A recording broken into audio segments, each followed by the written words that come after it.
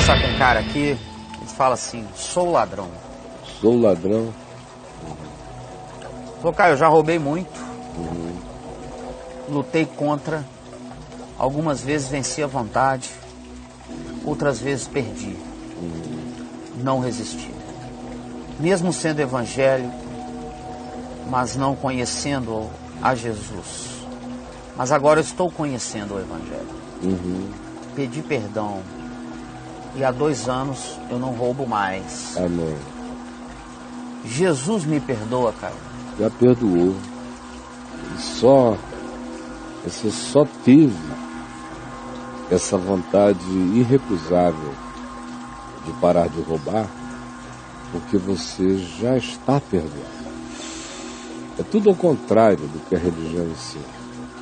A religião ensina que você tem que parar de roubar para poder ser perdoado. Ou seja, o perdão é uma consequência das suas obras, da sua boa ação. O Evangelho ensina diferente. O Evangelho primeiro declara o indivíduo perdoado. Porque só o homem perdoado é que consegue ter motivação para parar de fazer o mal que realizava.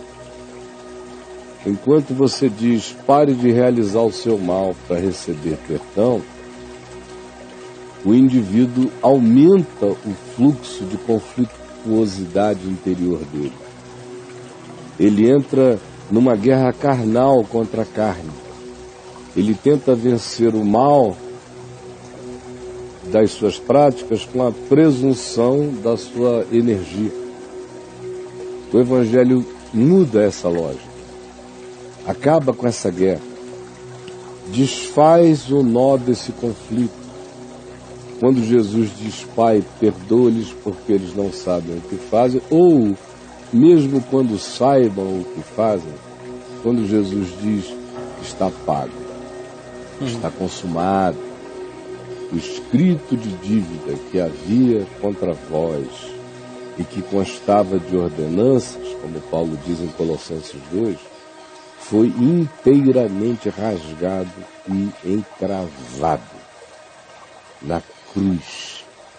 E os principados e potestades que existem emulando a nossa culpa, exacerbando a nossa angústia culposa, a nossa neurose culposa, foram calados por esse ato da cruz em favor de todos os seres humanos da Terra. Foi por isso que, muito antes, historicamente, de Jesus, 1000 anos antes, quando Davi, o rei de Israel, adulterou com a mulher do seu general Urias, Batseba, e ela ficou grávida dele, e ele criou aqueles ardis, armadilhas, estratagemas para tirar Urias do cenário, usando a guerra como agente da morte dele, sem que ele próprio, o rei, tomasse qualquer providência direta para matar o general, a fim de ficar com a mulher que já carregava no ventre o filho dele, Davi, e, com efeito, o marido de Batseba, Urias, morreu, os meses passaram, Davi não sentiu nada. Continuou com Batseba, tomou-a para ser mulher dele, dormia com ela todos os dias, com uma paixão candente, porque agora ele tinha que fazer aquele mal que ele realizou ser justificado pelo usufruir da história, e ficou embevecido e anestesiado. Até que Deus enviou o profeta Natã na casa dele e lhe contou uma história de um homem que roubara, que tomara uma única ovelhinha de um vizinho, enquanto ele próprio tinha condições, porque tinha uma quantidade enorme de ovelhinhas dele mesmo, mas tomou a cordeirinha do vizinho para comê-la, para regozijar-se com um convidado que ele trouxera para sua casa.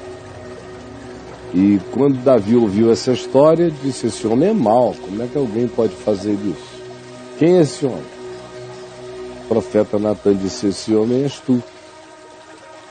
Foi então que Davi disse: eu pequei contra o Senhor. E entrou em estado de desespero, e o profeta lhe disse imediatamente: porém o Senhor já perdoou o teu pecado. Já perdoou. Você só está conseguindo enxergar porque a graça de Deus emulou você, provocou você para enxergar. Como diz Paulo escrevendo a Timóteo, concedeu-lhes Deus arrependimento. Isso é, na realidade, em Lucas, no livro de Atos dos Apóstolos, quando Lucas escreve: concedeu-lhes Deus arrependimento para a vida. E Paulo diz a Timóteo que ele pregasse, instasse, advertisse na expectativa de que Deus concedesse arrependimento aos seus ouvintes, porque arrependimento é graça, é favor imerecido. Quem precisa se arrepender é o homem que está fazendo coisas ruins. Na realidade, é o homem mau que precisa de arrependimento. Mas arrependimento é uma virtude muito linda. Arrependimento é uma graça extraordinária. Arrependimento é de uma nobreza extraordinária. Ora, como é que o indivíduo, que é justamente o homem mau, que precisa de arrependimento, arrepender-se-á?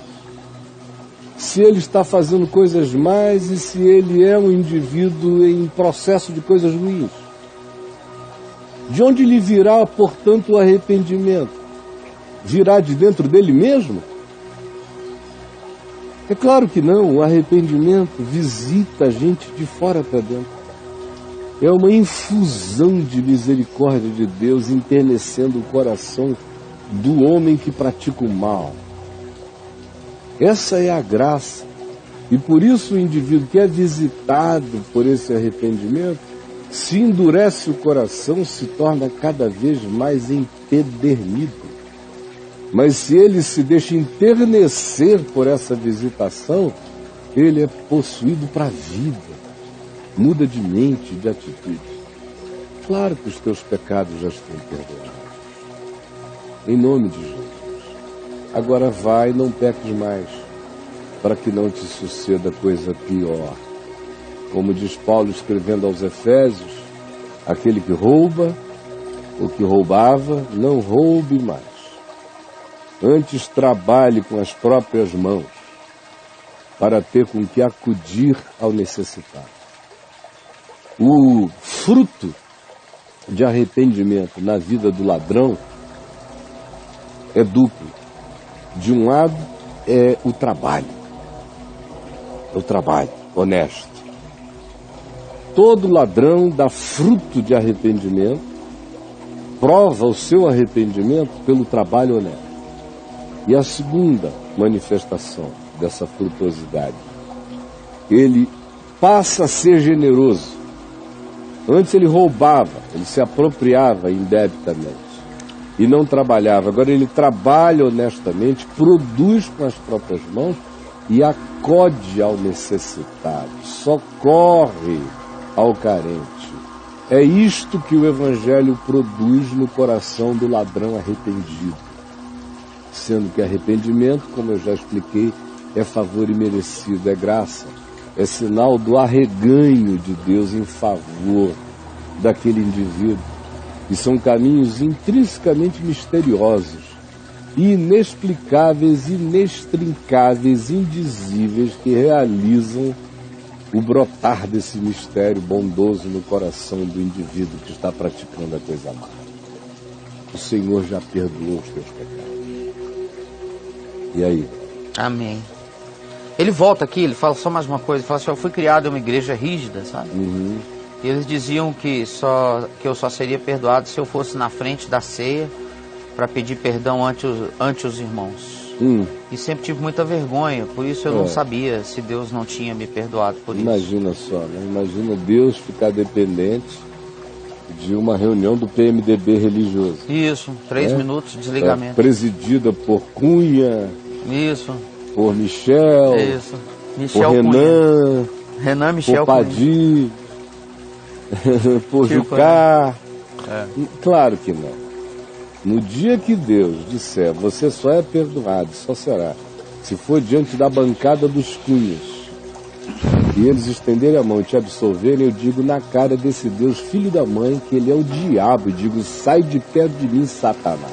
É por aí. Vamos lá. Caio, só uma curiosidade sobre a pergunta desse cara aqui.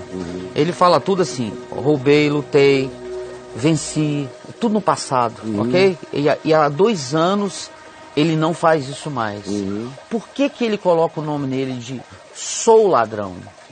Porque ele é que tem que nos dizer, né? Não é uma coisa... Talvez exclusivamente porque ele, até o dia de hoje, esteja convencido, estivesse convencido apenas de que parou de fazer, mas não estivesse certo de estar perdoado. Tá. Então, deve ser exclusivamente por essa razão.